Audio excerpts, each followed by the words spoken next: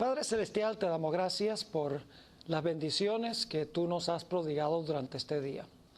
Te damos gracias, Señor, por el buen alimento que hemos podido disfrutar. Y te damos gracias por el alimento espiritual que nos provees en tu palabra. Pedimos, Señor, que tu Espíritu Santo nos alimente en los momentos que siguen.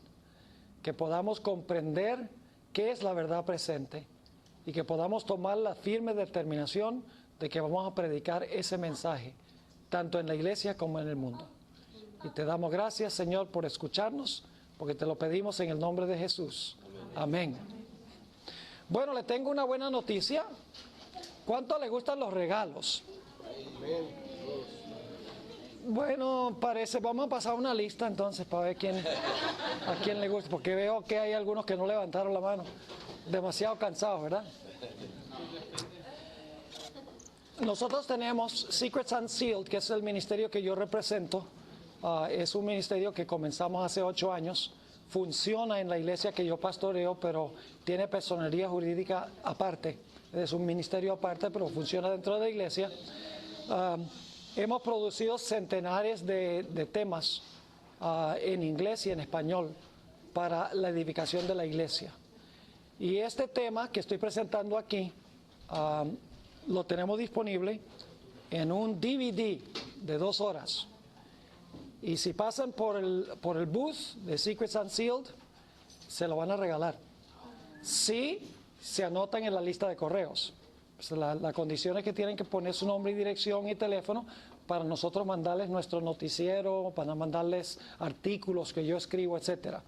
Así que no olviden pasar por allá, rieguen la palabra también entre otras personas de que este DVD está disponible. Es un DVD que dura 2 horas completas, donde está lo que estoy presentando aquí en forma sintetizada. También quería mencionar que tengo la otra serie que ustedes recibieron la lista. Bueno, creo que la mayoría recibió la lista, series nuevas. Estas son series diferentes a las que estaban en cassette que vendí hace algunos años. Hay 50 estudios completos, algunos son dobles, o sea, son más de 60 horas de material. Hay sobre el santuario, sobre doctrinas, profecías, etcétera. Ustedes pueden ver qué es lo que contiene. La serie que estoy dando en las noches, que son 3 temas, en realidad son 6. Solamente estoy presentando 3 de los 6. Se llama El maravilloso manto de Jesús. Esa serie, los 6 están disponibles. Si están interesados, el costo de toda la serie completa, todos los 50 temas, es de $100. Aquí está el material. Si alguien está interesado, después de la sesión hoy, pueden hablar conmigo. También los vamos a tener disponibles ahí en una mesa al lado del booth de Secrets Unsealed esta tarde antes de la puesta del sol y también mañana en la noche. Lo vamos a tener allí disponible. Así que pasen por allá si están interesados. Bien. Ok, vamos a repasar lo que estudiamos esta mañana. ¿Quién no estuvo esta mañana? Levanten la mano los que no estuvieron. ¿Dónde estaban?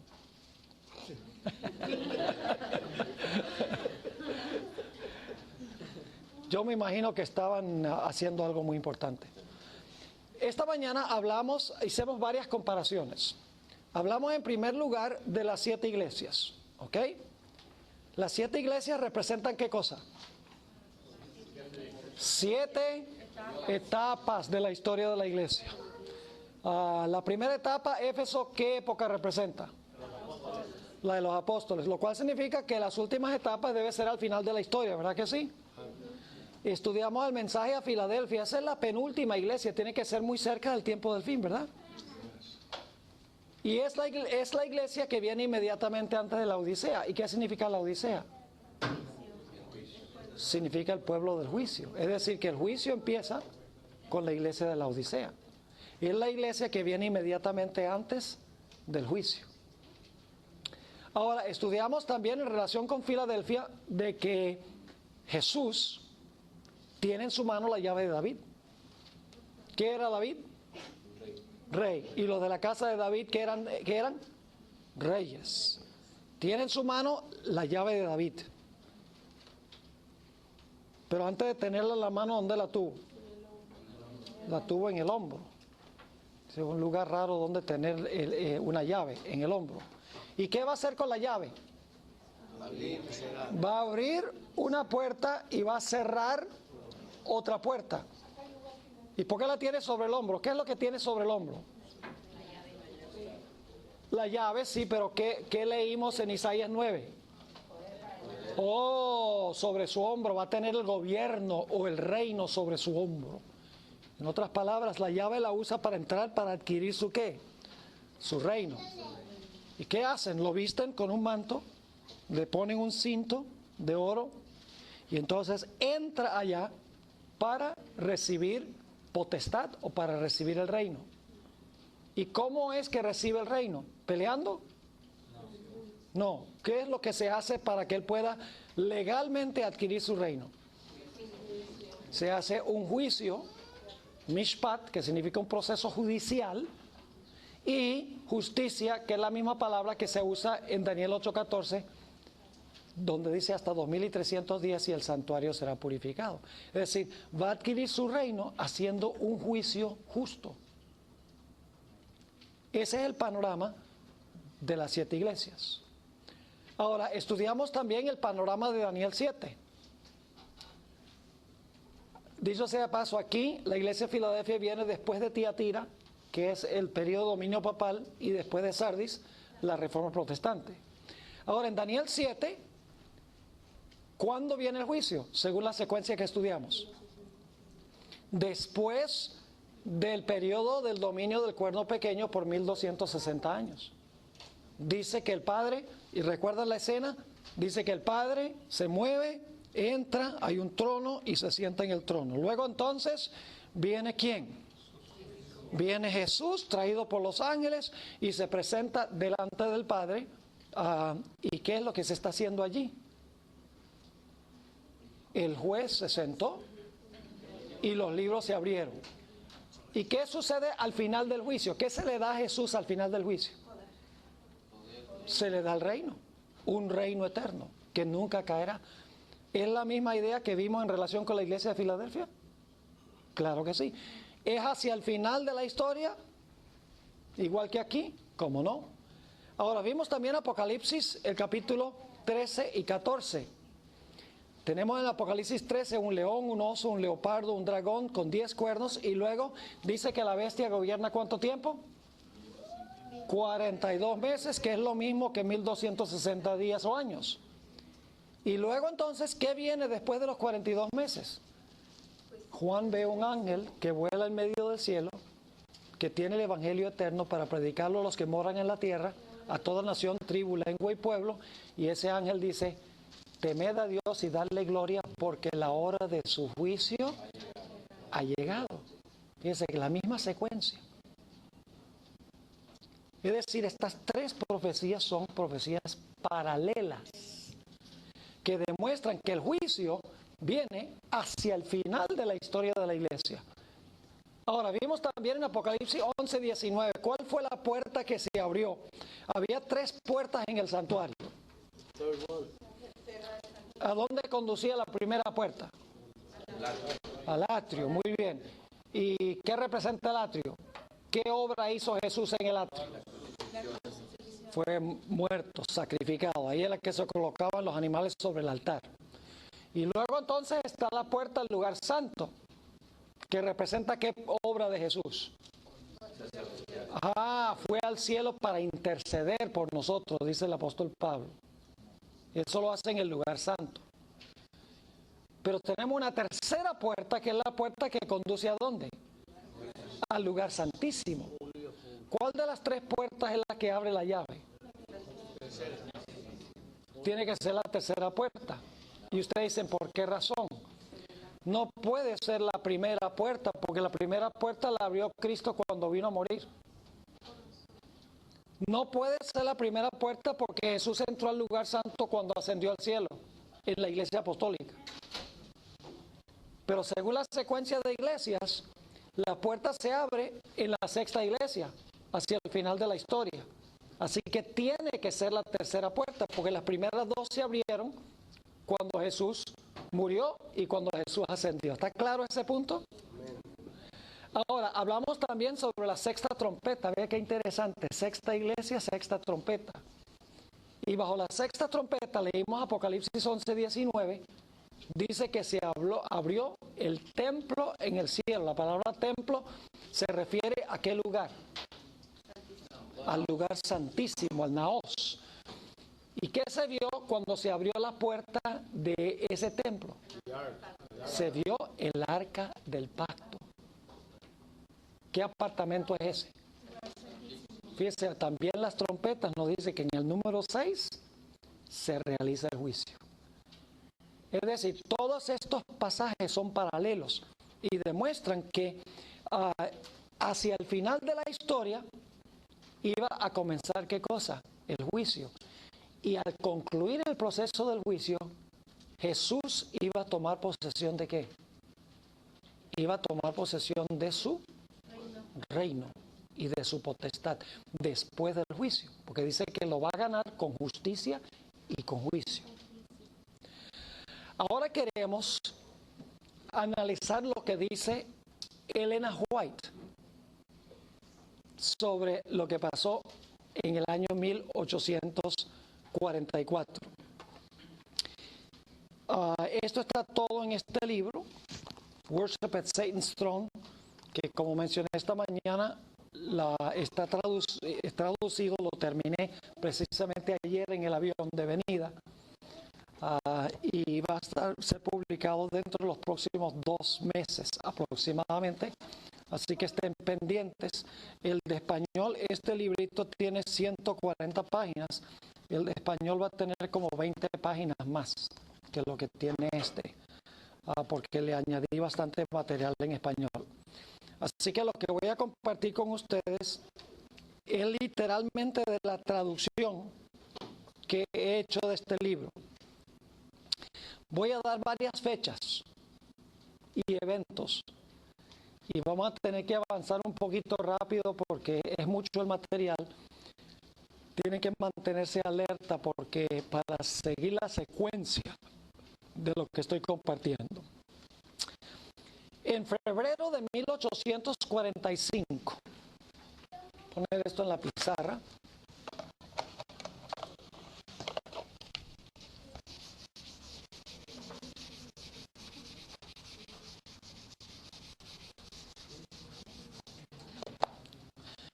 En febrero de 1845,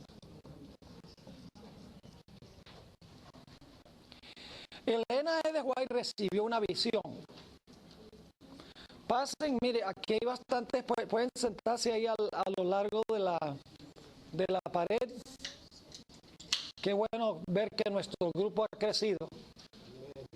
Ojalá sea por el material y no por el calor, que hay aire acondicionado aquí adentro.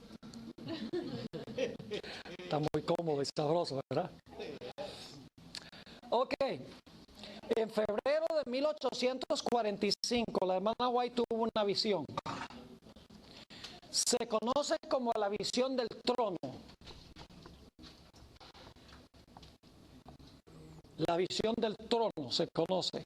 Se encuentra registrada en Primeros Escritos, la página 54 hasta la página 56. Si ustedes quieren leer la visión, como le fue dada originalmente a la hermana White y ella la escribió. Ahora, después de ella recibir la visión, ella la escribió, como está en Primeros Escritos, y se la mandó a un hermano que no era adventista, porque en este tiempo no había adventistas del séptimo día todavía, pero se lo mandó a un hermano que publicaba como un periódico que se llamaba Day Star, la estrella matutina. Nada más se lo mandó, él era editor de este periódico y ella se lo mandó. Ella no pensaba que él iba a publicar lo que ella le mandó. Pero lo interesante es que Enoch Jacobs, puedo poner aquí el nombre, Enoch Jacobs tomó la visión que la hermana White había escrito y la publicó. en su periódico. Cuando la hermana White se dio cuenta que él había publicado la visión, que está en Primeros Escritos, ella le escribió una carta a él y le dijo lo siguiente. Esta carta la escribió el 14 de febrero de 1846. Ella le escribió otra carta a Enoch Jacobs y esto fue lo que le dijo. Hermano Jacobs, mi visión que usted publicó en el Daystar se la escribí con un profundo sentido del deber, sin creer que usted la publicaría. Si hubiese pensado que iba a esparcirla ante sus muchos lectores, hubiera sido más particular en decir algunas cosas que dejé por fuera. Es vital. Y fíjese que yo no descubrí esto, sino hasta después que hice el DVD que ustedes van a recibir ahora. Porque esto amplía aún más el panorama que se encuentra en el DVD. Ahora, en el libro, en inglés, sí está esta información adicional, pero en el DVD todavía yo no había descubierto que la hermana White había dicho esto.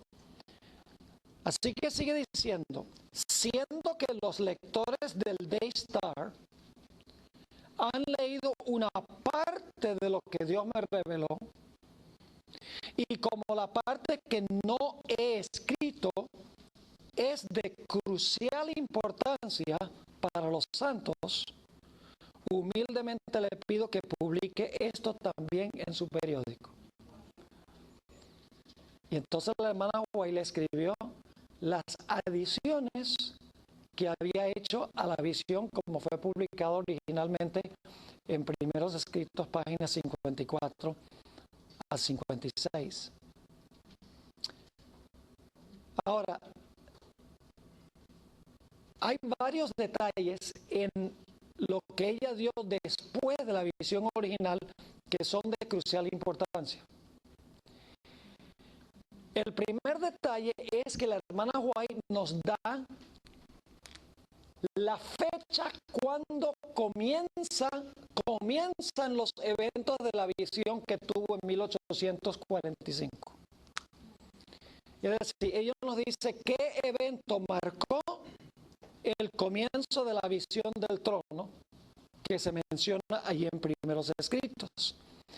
Quiero leer lo primero que ella le escribió a Enoch Jacobs. Le dijo lo siguiente: en febrero de 1845 tuve una visión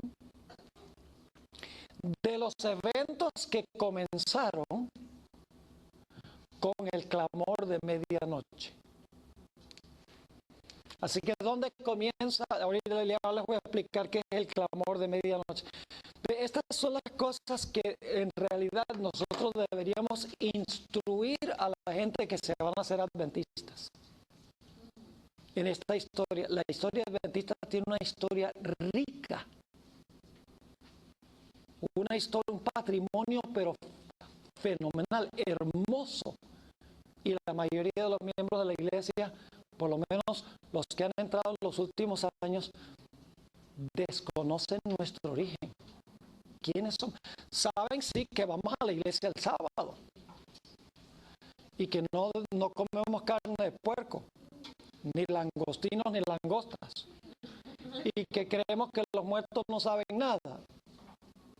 Y posiblemente saben que por ahí hubo un profeta en la iglesia en algún momento, si es que se les habla de eso.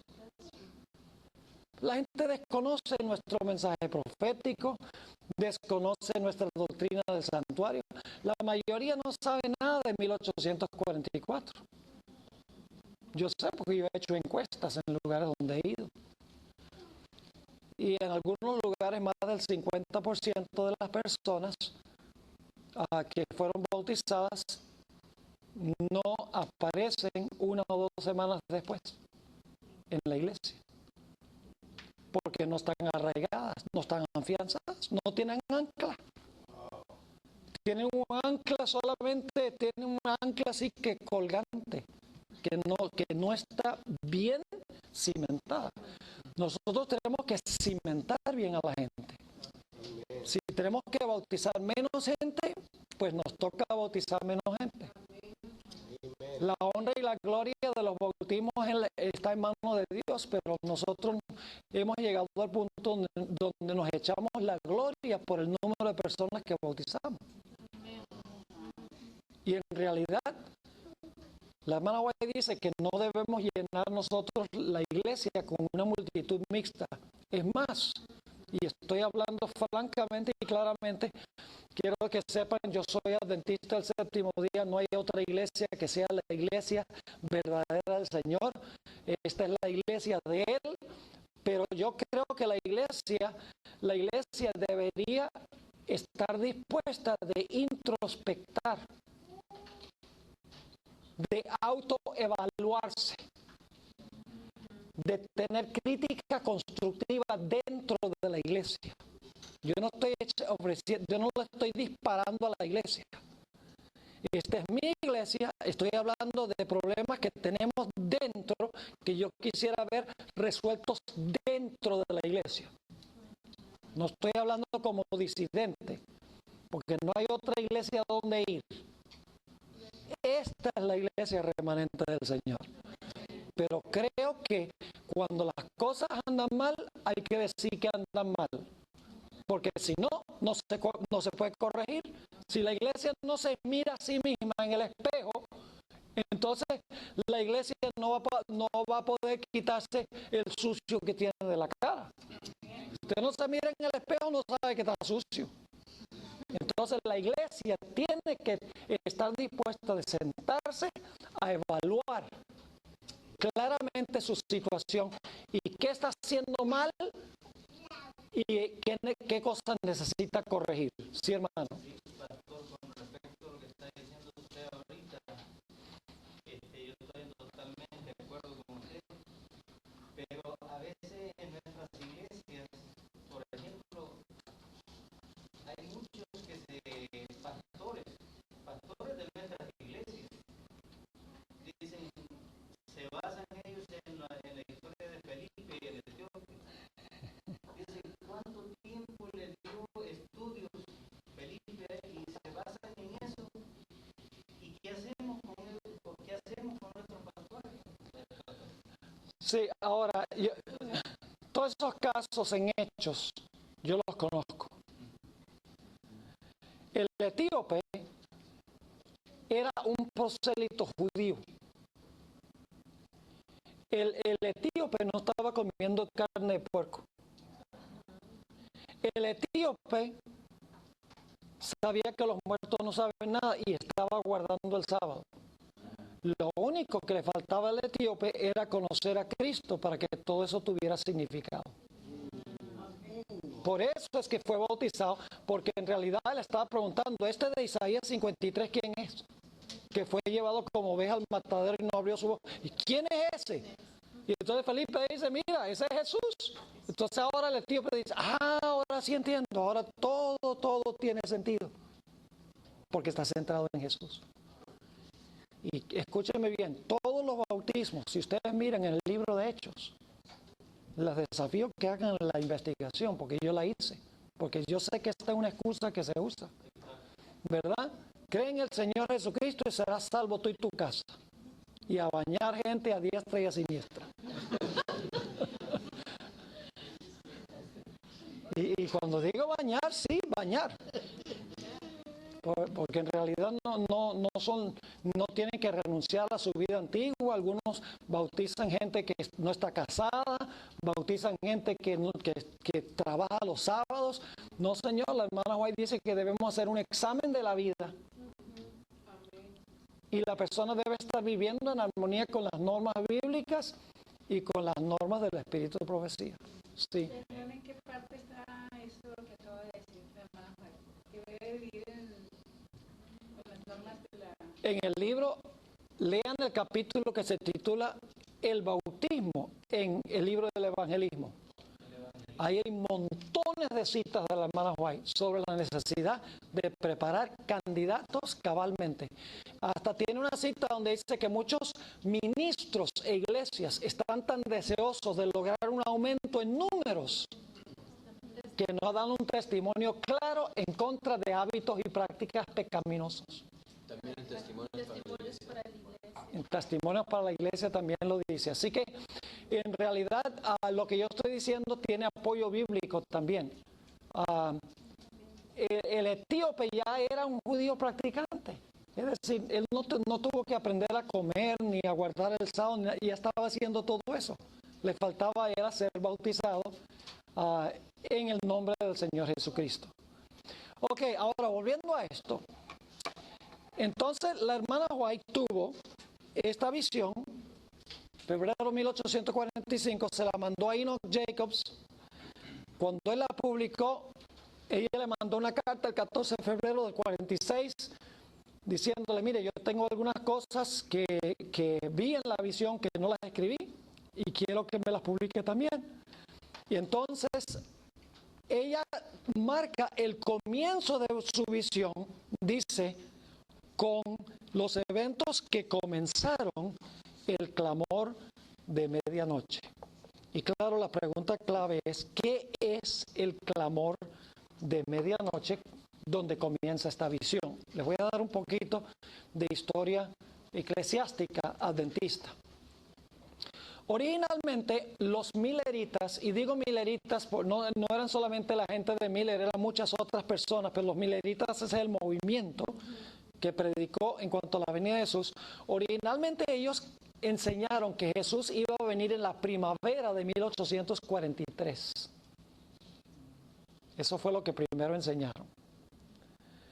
Luego entonces se dieron cuenta que habían cometido un error, y el error era con respecto al hecho de que que no hay un año cero, ¿verdad? Venga del 1 antes de Cristo al 1 después de Cristo, no hay un año cero.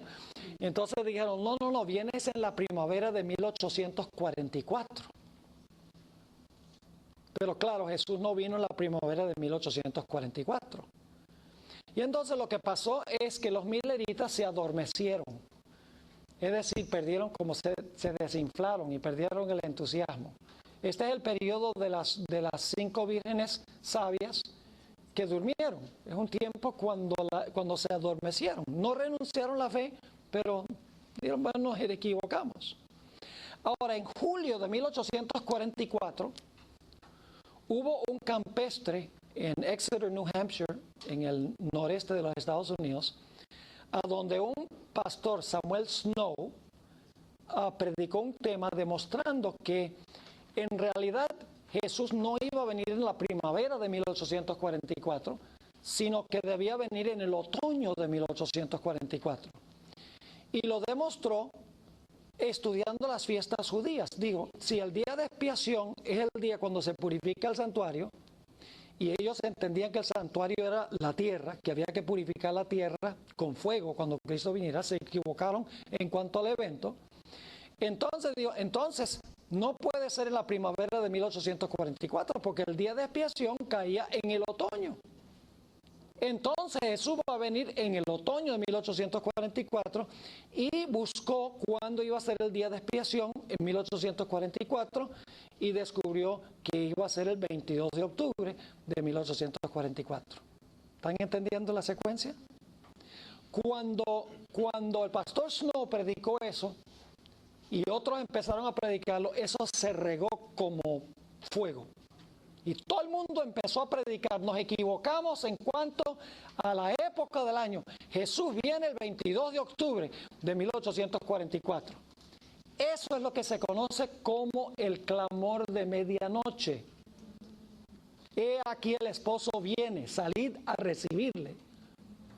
¿Entienden lo que es el clamor? Es entre el mes de julio y el 22 de octubre de 1844, cuando la iglesia se despertó, se entusiasmaron, empezaron a predicar que Jesús iba a venir el 22 de octubre para purificar el santuario, que según ellos era purificar la tierra. Se equivocaron en cuanto al evento, pero no se equivocaron en cuanto a la fecha cuando se iba a realizar el evento. Y escuchen bien, ustedes van a encontrar personas aún dentro de la iglesia adventista que les van a decir, la iglesia adventista en realidad no es diferente ni es especial.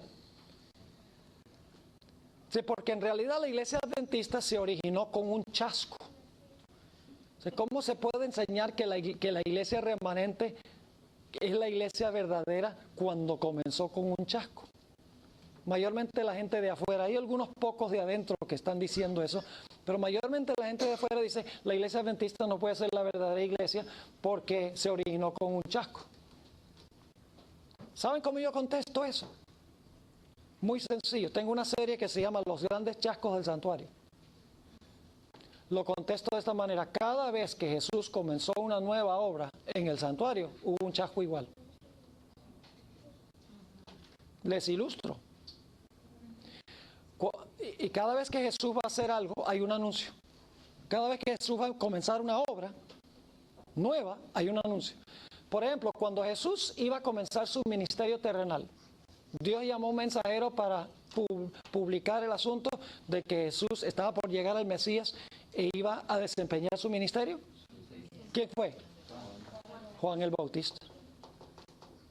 ¿Entendió Juan el Bautista lo que él estaba predicando? No. Él estaba predicando que el Mesías iba a venir, su aventador iba a estar en su mano, iba a reunir a los fieles con él y a los impíos los iba a echar al fuego. Eso creía. Y sin embargo, cuando Jesús vino, he aquí el Cordero de Dios que quita el pecado del mundo, todo entusiasmado. Pero no entendió qué clase de venida iba a ser la venida del Mesías. Se equivocó en cuanto al evento. ¿Estaba correcto en cuanto al tiempo? Oye, la profecía de las 70 semanas decía que al principio de la última semana el Mesías iba a ser ungido. Vino a tiempo. Se equivocó en cuanto al evento, pero el tiempo era correcto. Y Juan terminó finalmente en la cárcel. Chasqueado. Es más, mandó a algunos discípulos para hacer una entrevista con Jesús. Y le mandó a decir, ¿eres tú el que estamos esperando o hemos de esperar a otro? ¿Estaba chasqueado? Que sí, que. Ni entendía. No entendía. Porque Jesús no había establecido su reino como él pensaba. No entendía que el reino era un reino espiritual. Pero dice la sierva del Señor que cuando, y también la Biblia, que cuando los discípulos llegaron donde Jesús y le preguntaron si él era el que iba a venir, que Jesús les dijo, no le voy a contestar, quédense aquí nomás y vean lo que voy a hacer el resto del día. Abrió los ojos de los ciegos, sanó leprosos, echó demonios, ayudó a los pobres. Y entonces cuando terminó el día le dijo a los discípulos de Juan, ahora ustedes vayan y cuéntenle a Juan lo que ustedes vieron. Y dicen el deseado de toda la gente que ellos volvieron a Juan y le dijeron, abre los ojos de los ciegos y trae libertad a los esclavos y sana a los leprosos y echa fuera demonios. Y cuando ellos le dijeron eso, vino a la mente de Juan el Bautista la profecía de Isaías 61, con el cual comenzó Jesús su ministerio en Nazaret, donde dice que el Espíritu de Jehová está sobre mí, me ha ungido, y luego menciona todo lo que los discípulos de Juan habían visto hacer a Jesús durante ese día. Y dice la hermana White que cuando de repente se le prendió la luz de Isaías 61, dice, ahora entiendo, es que la venida del Mesías va a tener dos etapas, y esta es la primera. Es decir, las escrituras le explicaron la razón de su chasco, y ahora dice la sierva de Dios que él murió feliz y contento en la cárcel, porque finalmente entendió. Hubo un chasco, la escritura explicó el chasco, y entonces murió en paz. Yo pregunto, cuando Jesús iba a morir en la cruz, ¿se le dio grande publicidad al evento? Claro que sí. La entrada triunfal a Jerusalén. ¿Qué más publicidad que eso? Entró sobre un asno. Y dice que la gente tiraba las ramas de palmera y decía, aleluya, al Hijo de David que viene en el nombre del Señor. ¿Qué clase de reino pensaban ellos que iba a establecer? El reino terrenal de gloria. Iba a destruir a los odiados romanos. E iba a establecer a los judíos en el ápice del mundo. ¿Qué estaban haciendo menos de una semana más tarde? ¡Crucifícale! ¿Entendieron mal el evento? Claro que lo entendieron mal. Ahora yo pregunto, después del chasco, Jesús le abrió las escrituras a 2 discípulos en el camino de Emaús para que pudieran comprender en qué se habían equivocado. Claro que sí. Y como resultado se estableció la iglesia cristiana. En el día del Pentecostés también hubo un chasco. Imagínense ustedes que todavía los discípulos no entendían la profecía. 10 días antes, antes del día del Pentecostés, el Señor Jesucristo se reúne con los discípulos y los discípulos decían, Señor, ¿vas a establecer ahora el reino para Israel? ¿Qué estaban pensando ellos? De un reino terrenal, y Jesús, en vez de establecer el reino, se va. Pero durante esos 10 días empezaron a estudiar las escrituras y se dieron cuenta que Jesús, en vez de establecer su reino aquí, iba a entrar al lugar santo para comenzar su ministerio intercesor. Así que no se dejen acomplejar con la idea de que la iglesia adventista comenzó con un chasco, porque si ese es el caso, entonces todo el cristianismo es falso. Porque cuando Jesús comenzó su ministerio terrenal, un chasco. Cuando Jesús iba a morir en la cruz, otro chasco. Cuando vino el día del Pentecostés, otro chasco. Y Dios siempre después del chasco explicó lo que había sucedido usando las escrituras, y como resultado la gente finalmente comprendió lo que Jesús iba a hacer. 1844, ¿estaban correctos en cuanto a la fecha? Claro que sí, pero estaban equivocados en cuanto a la clase de reino que iba a establecer Cristo Jesús. Quedaron chasqueados, pero yo pregunto, después del chasco, ¿se explicó qué es lo que había sucedido? Estudiaron las mismas profecías de nuevo y dijeron, en Daniel 7 dice, si está tan claro, porque Guillermo Miller había enseñado, en Daniel 7 dice, vino el Hijo del Hombre, y como que no se dio cuenta que dice que el Hijo del Hombre vino el anciano de grande edad, él lo tenía viniendo a la tierra.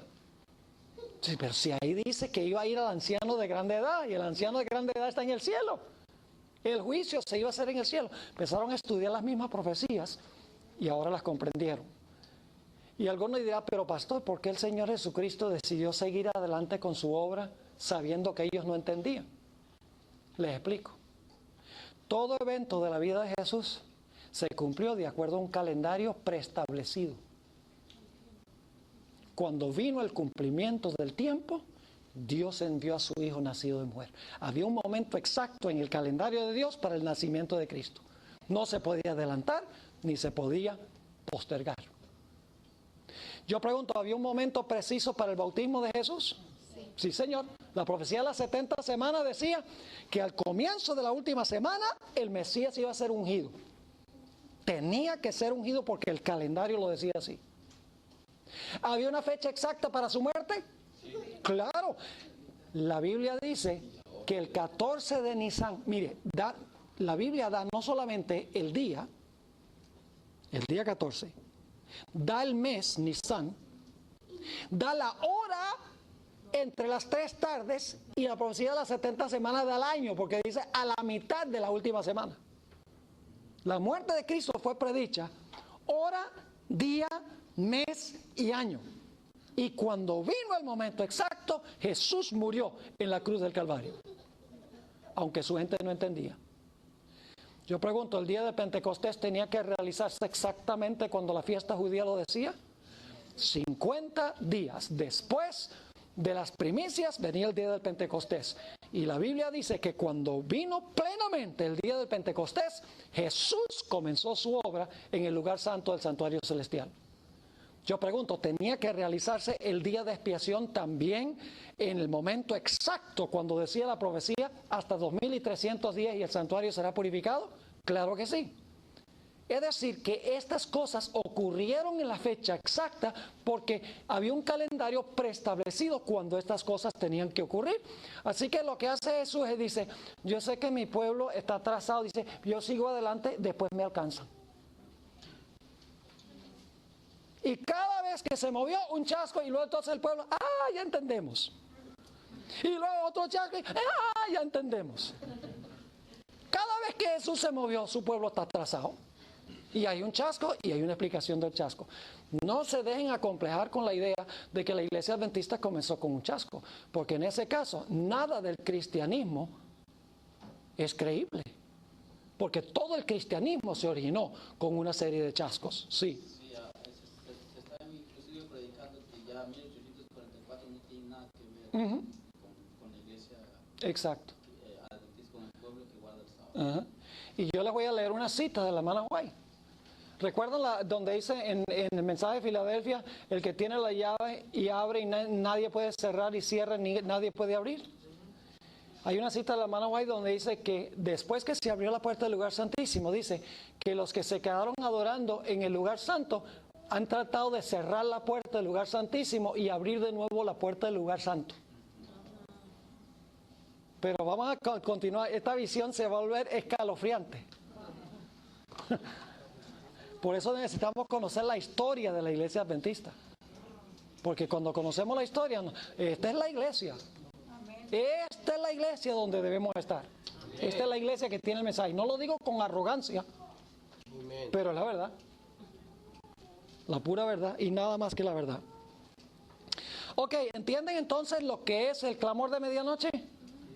Ok, ahora, después de mencionar cuándo comienza esta visión, que sería en julio de 1844, cuando se va el clamor de medianoche, porque ahora se va a anunciar de que Jesús viene el 22 de octubre de 1844, la hermana White relata la visión, y voy a leer ahora la visión. Primero déjeme leerles una cita de la hermana White. Dicho sea de paso, ella no hizo investigación para esto, ella perteneció a ese movimiento. Debe saber lo que está hablando si ella fue parte del movimiento, ¿verdad que sí?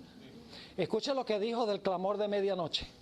Dice, como un maremoto, el movimiento se extendió por el país.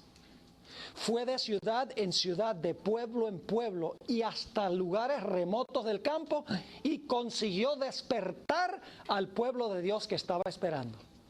Eso fue lo que pasó durante el clamor de medianoche. Y luego relata la visión que se encuentra aquí en Primeros Escritos, pero yo le voy a añadir las partes que ella le agregó. ¿Recuerdan que ella dijo que había ciertas partes que eran de importancia para el pueblo que no había incluido en el primer registro? Leo. Vi un trono. Sobre él se sentaban el Padre y el Hijo. ¿Dónde se encontraba ese trono, creen ustedes? ¿En el Santo o en el Santísimo? En el lugar santo. Y ustedes dicen, ¿cómo sabemos eso? Porque en Apocalipsis 3:21 dice, Jesús, el que venciere, yo le daré que se siente conmigo en mi trono, así como yo vencí y me senté con mi Padre en su trono. Cuando Jesús ascendió, se sentó con su Padre en su trono. Así que dice, vi un trono, sobre él se sentaban el Padre y el Hijo. Me fijé en el rostro de Jesús y admiré su hermosa persona. No pude contemplar la persona del Padre, pues le cubría una nube de gloriosa luz. Pregunté a Jesús si su Padre tenía forma como él. Dijo que la tenía, pero que yo no podía contemplarla, porque dijo, si llegases a contemplar la gloria de su persona, dejaría de existir. Y luego dice, delante del trono vi al pueblo adventista, la iglesia y el mundo. Cuando ella habla de la iglesia y el mundo, cuando dice mundo, no está hablando de los mundanos. Está hablando de gente en la iglesia que son mundanos. Sigue diciendo, vi dos compañías. La una postrada ante el trono, profundamente interesada. Quiere que se use en su imaginación. Un grupo está, ¿qué cosa? Postrada ante el trono, profundamente interesada, prestando atención. Mientras que la otra no manifestaba interés y permanecía de pie, indiferente. Esos son los cristianos en el clamor de medianoche que cuando se proclamó el mensaje no tuvieron ningún interés. Ahora escuchen, los que estaban postrados delante del trono, que son los que están interesados, ¿verdad?, elevaban sus oraciones a Dios y miraban a Jesús. Miraba él entonces a su Padre y parecía interceder para con él. Una luz se transmitía del Padre al Hijo y de éste a la compañía que oraba. ¿Saben lo que estaban pidiendo? Estaban pidiendo luz en cuanto a las profecías, que ellos no habían entendido. Ahora fíjense. Entonces vi que una luz excesivamente brillante. ¿Saben qué es eso? El clamor de medianoche. Entonces vi que una luz excesivamente brillante procedía del Padre hacia el Hijo y desde el Hijo ondeaba sobre el pueblo que estaba delante del trono. Ese es el clamor de medianoche, es decir, la luz excesivamente brillante es la luz del clamor de medianoche. En la primera visión de la hermana White encontramos algo similar. Ella dice que una brillante luz brillaba sobre todo el camino, al comienzo del camino. Y el pueblo adventista iba en camino, dice, hacia el cielo. Y Jesús estaba allá, parado en el cielo. Y ellos mantenían su vista fija en Jesús. Y el camino era alumbrado por esta luz excesivamente brillante que ella identifica en su primera visión como el clamor de medianoche. Es decir, el clamor de medianoche era una luz excesivamente brillante. Dios estaba en ese movimiento. Ahora sigue diciendo, pero pocos recibían esta gran luz. Muchos salían de debajo de ella y la resistían inmediatamente. Hubo muchos de los que habían proclamado los mensajes del primero y segundo ángel, de que Cristo iba a venir en 1843 y luego la primavera de 1844. Dice, muchos salían de debajo de ella, clamor de medianoche, y dijeron, no, fijemos otra fecha más. Dice, ya. Y la resistían inmediatamente. Otros eran descuidados y no apreciaban la luz. Y ésta se alejaba de ellos. Algunos la apreciaban y se acercaban para postrarse con la pequeña compañía que oraba. Yo pregunto, ¿cuál fue la gran línea divisoria entre el grupo de los fieles y el grupo de los que no eran fieles? ¿Cómo respondieron al clamor de medianoche?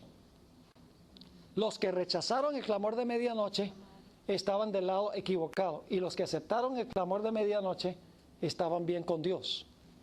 Así que mucho cuidado hoy en día en decir que ese movimiento no era de Dios. Sigue diciendo, esta compañía, los que venían a postrarse, dice, esta compañía recibía la luz y se regocijaba en ella, con la pequeña compañía que oraba. Esta compañía recibía la luz y se regocijaba en ella, y sus rostros brillaban con su gloria. ¿Tienen claro el cuadro? Primero está hablando de los adoradores. ¿Qué clase de adoradores tenemos? Algunos que están ahí parados, ¿qué? Descuidados. Otros que están arrodillados delante del trono con los ojos fijos, pero cuando se da el clamor de medianoche, ¿qué pasa? Se para y dice, no aceptamos, salen y abandonan eso. Es decir, tenemos dos grupos. Ahora, escuchen lo que sigue diciendo la hermana White en esta visión. Entonces, y van a recordar Daniel 7 ahora, porque esto se basa en la profecía de Daniel 7. Entonces vi al Padre levantarse del trono, y en un carro de llamas entró en el lugar santísimo al interior del velo y se sentó. ¿Está eso en armonía con Daniel 7? ¿Recuerdan que ahí dice que el trono tenía qué? Ruedas, y trajeron al anciano de días, se colocó un trono y el anciano de días, ¿qué pasó? Se sentó. Ella está comentando Daniel 7. Ahora sigue diciendo aquí,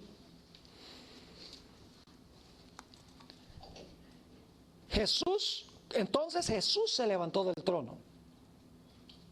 Obviamente es el trono del lugar santo, ¿verdad?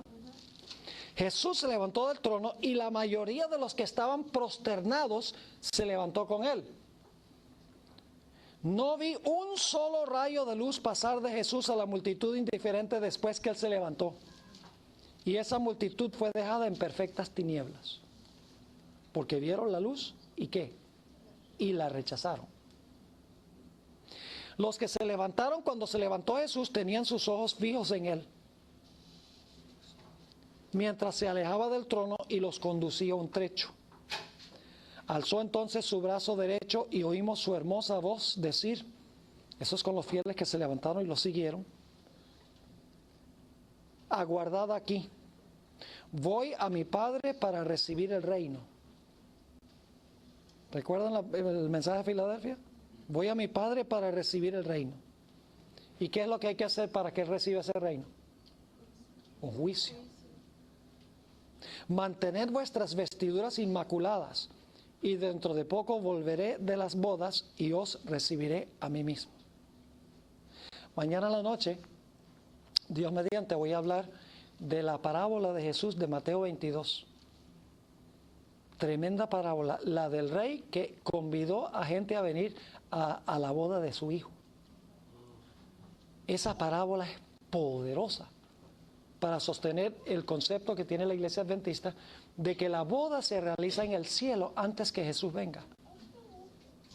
Es decir, Cristo, antes de que Él venga, Él determina quiénes son suyos en el juicio investigador en el cielo. Él abre los libros y Él revela quién en realidad recibió a Jesús como Salvador y como Señor, y entonces cuando Él viene, Él ya trae su galardón. Es decir, Él se casó con su pueblo en el cielo y sencillamente regresa para llevarlos a la fiesta de boda, a la recepción. Ahora, fíjense lo que sigue diciendo aquí. Después de eso, un carro de nubes, cuyas ruedas eran como llamas de fuego, llegó rodeado de ángeles a donde estaba Jesús. Todavía esto es Daniel 7. Él entró en el carro y fue llevado al lugar santísimo donde el Padre estaba sentado. Todo esto es Daniel 7, lo pueden leer allí. Y luego dice, allí contemplé a Jesús, el gran sumo sacerdote. ¿Recuerdan la vestidura? El gran sumo sacerdote de pie delante del Padre. En la orla de su vestidura había una campana y una granada, luego otra campana y otra granada. Y ahora viene una parte que no está en la visión original. Todo lo que acabo de leer básicamente está en la visión que se encuentra en 1 Escritos 54 al 56. Pero ahora voy a leer una partecita que no se encuentra en la primera vez que escribió la visión. Escuchen con cuidado. Entonces Jesús me mostró la diferencia entre los que se basan en la fe y los que dependen de sus sentimientos. En inglés dice específicamente, déjeme ver si puedo conseguir. Then Jesus showed me the difference between faith and feeling. Es decir, hay gente que va a basar su experiencia religiosa en la fe y hay otros que van a basar su experiencia religiosa en sus emociones y sentimientos. Interesante. Entonces Jesús me mostró la diferencia entre los que se basan en la fe y los que dependen de sus sentimientos.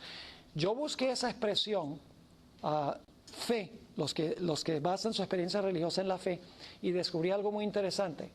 La hermana White, vez tras vez, en sus primeras visiones, que son varias, que se encuentran en primeros escritos, ella habla de que nosotros debemos entrar por fe con Cristo al lugar santísimo del santuario celestial. Dice, allí es que entra la fe de Israel. Es decir, cuando ella dice que hay un grupo de personas que van a basar su experiencia religiosa en la fe, está hablando de aquellos que entran ¿a dónde? Entran al lugar santísimo del santuario para basar su experiencia en ese hecho de que Jesús está en el lugar santísimo. Permítame leerles un par de citas de la hermana White donde ella dice esto. Primero Escritos, página 42, dice, entonces Jesús se levantó, cerró la puerta del lugar santo, abrió la que da al lugar santísimo y pasó detrás del segundo velo. Ahora escuchen bien, donde está ahora al lado del arca, a donde llega la fe de Israel ahora. ¿A dónde es que llega la fe de Israel ahora? Al lugar santísimo donde está Él. En otra cita, esta se encuentra en Primeros Escritos, página 256, dice, vi que no se pueden separar los mandamientos de Dios y la puerta cerrada. Vi que los mandamientos de Dios debían resplandecer ante su pueblo cuando se abría la puerta al segundo apartamento del santuario celestial, en 1844. Entonces se levantó Jesús y cerró la puerta del primer apartamento y abrió la puerta del segundo. Ya sabemos cuál puerta cierra y cuál abre. Así que dice, entonces se levantó Jesús, cerró la puerta del primer apartamento y abrió la puerta del segundo y entró al lugar santísimo hasta donde llega hoy la fe de Israel detrás del segundo velo. Así que, ¿quiénes son los que basan su experiencia sobre la fe? Los que entran ¿a dónde? Los que entran por fe con Jesús al lugar santísimo y entienden lo que Jesús está haciendo allí y entienden el mensaje del lugar santísimo. Ahora, sigue diciendo, ahora se va a volver espeluznante este asunto. Dice, los que se levantaron con Jesús, aquí va a explicar qué es la fe